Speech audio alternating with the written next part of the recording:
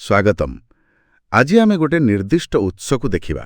ଏଇଟା ଚିତ୍ତୋରଗଡ଼ ଦୁର୍ଗ ବିଷୟରେ ଆଉ ମୁଖ୍ୟତଃ ତାର ଆକାର ଉପରେ। ଆମେ ଚେଷ୍ଟା କରିବା ବୁଝିବା ପାଇଁ ଯେ ଏହାର ଆକାରର ପ୍ରକୃତ ଅର୍ଥ କ'ଣ। ହଁ, ଠିକ୍ କଥା। ତେବେ ଉତ୍ସଟା ସିଧା କହୁଛି ଯେ ଚିତ୍ତୋରଗଡ଼ ହେଉଛି ଭାରତର ସବୁଠୁ ବଡ଼ ଦୁର୍ଗ। ଏଟା ନିଜେ ଗୋଟେ ବଡ଼ କଥା। ହଁ, ବଡ଼ କଥା ତ ନିଶ୍ଚୟ, କିନ୍ତୁ କ'ଣ ଆଉ କିଛି ଅଛି? ହଁ, ଏଇଠି ତ କଥାଟା ଆହୁରି ମଜାଦାର ହେଇଯାଉଛି। ଉତ୍ସ କେବଳ ଭାରତ କହି ଅଟକିନି। ସେଥିରେ ଲେଖା ଅଛି ଯେ ଏଇଟା ରାଜସ୍ଥାନର ବି ସବୁଠୁ ବଡ଼, ଆଉ ଏମିତିକି ପୁରା ଏସିଆ ମହାଦେଶର ବି ସବୁଠୁ ବଡ଼ ଦୁର୍ଗ। ବାପ୍ରେ, ଏସିଆର? ହଁ, ଏସିଆର। ଏଇ ଯୋଉ ତୁଳନା କରାଯାଇଛି, ଏଇଟା ହିଁ ଏହାର ବିଶାଳତାକୁ ଦେଖାଉଛି। ମାନେ ଏଇଟା କେବଳ ବଡ଼ ନୁହେଁ, ଏଇଟା ଅସାଧାରଣ ଭାବେ ବଡ଼। ଏକଦମ ଠିକ୍। ଆଉ ଉତ୍ସରେ କିଛି ସଂଖ୍ୟା ବି ଦିଆଯାଇଛି ନା? ହଁ ହଁ, ଦିଆଯାଇଛି। ଯେମିତିକି ଏହା ଏକ 180 ମିଟର ଉଚ୍ଚ ପାହାଡ଼ ଉପରେ ଅଛି। 180 ମିଟର ମାନେ ପ୍ରାୟ 590 ଫୁଟ। ବହୁତ ଉଚ୍ଚା। ହଁ, ବହୁତ।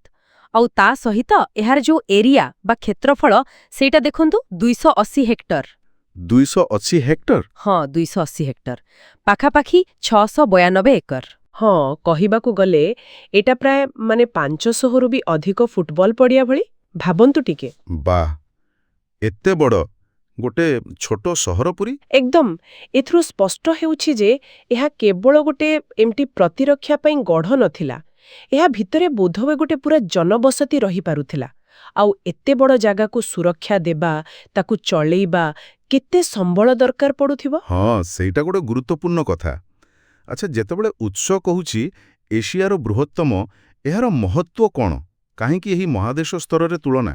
ଦେଖନ୍ତୁ, ଏଇ ତୁଳନାଟା ଚିତ୍ତୋରଗଡ଼କୁ କେବଳ ଭାରତ ଭିତରେ ସୀମିତ ନ ରଖି ଗୋଟେ ବହୁତ ବଡ଼ ପରିପ୍ରେକ୍ଷୀରେ ଦେଖାଉଛି।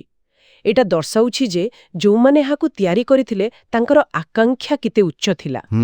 ଏହା କେବଳ ଗୋଟେ ଆଞ୍ଚଳିକ ଶକ୍ତି କେନ୍ଦ୍ର ନଥିଲା, ବରଂ ଏହାର ସାମର୍ଥ୍ୟ ଥିଲା ଏକ ବଡ଼ ସାମ୍ରାଜ୍ୟର କେନ୍ଦ୍ର ହେବା ପାଇଁ। ଏହାର ଆକାର ନିଜେ ହିଁ ଗୋଟେ ଶକ୍ତିର ପ୍ରଦର୍ଶନ, ଯାହା ସେତେବେଳେ ଏସିଆର ଅନ୍ୟ ବଡ଼ ବଡ଼ ଦୁର୍ଗ ତୁଳନାରେ ବି ଖାସ୍ ଥିଲା। ବୁଝିଲି। ତେଣୁ ଆକାର କେବଳ ଏକ ଭୌତିକ ଜିନିଷ ନୁହେଁ, ଏହାର ରାଜନୈତିକ ଏମିତିକି ମନସ୍ତାତ୍ତ୍ୱିକ ପ୍ରଭାବ ବି ଅଛି। ହଁ, ନିଶ୍ଚୟ। ଯଦିଓ ଏଇ ଉତ୍ସଟା ମୁଖ୍ୟତଃ କେବଳ ଆକାର ଉପରେ କହୁଛି। ହଁ, କିନ୍ତୁ ସେଇ ଆକାରଟା ହିଁ ବହୁତ କିଛି କହିଦେଉଛି। ଭାବନ୍ତୁ ତ, ଏତେ ବଡ଼ ଦୁର୍ଗକୁ ଘେରିବା ବା ଆକ୍ରମଣ କରିବା କେତେ କଷ୍ଟକର କାମ ହୋଇଥିବ।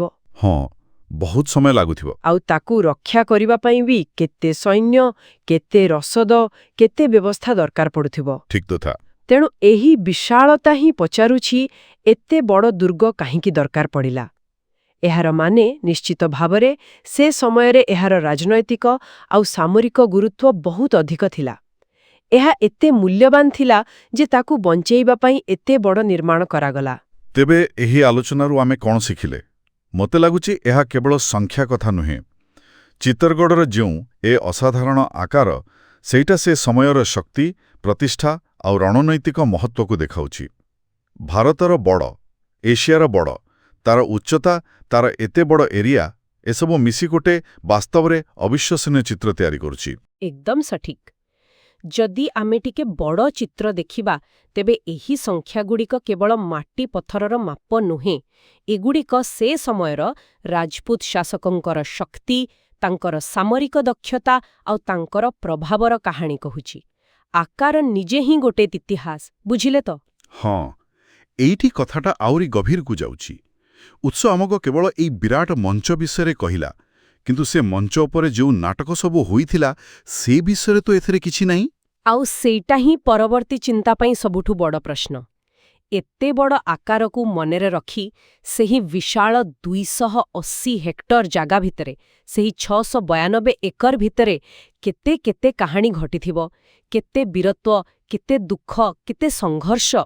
ଏହି ବିଶାଳତା ନିଶ୍ଚୟ ସେ ଇତିହାସକୁ ଆହୁରି ତୀବ୍ର କରିଦେଉଥିବ। ହଁ, ଚିନ୍ତା କରିବା ପାଇଁ ଏକ ବଢ଼ିଆ ପ୍ରଶ୍ନ। ତେବେ ଏହି ନିର୍ଦ୍ଦିଷ୍ଟ ଉତ୍ସ ଆଧାରରେ ଚିତ୍ତୋରଗଡ଼ ଦୁର୍ଗର ଆକାର ବିଷୟରେ ଆମର ଆଜିର ଆଲୋଚନା ଏତିକିରେ ରହିଲା। ହଁ, ଆଗକୁ ଆହୁରି ଅନେକ କଥା ଅଛି।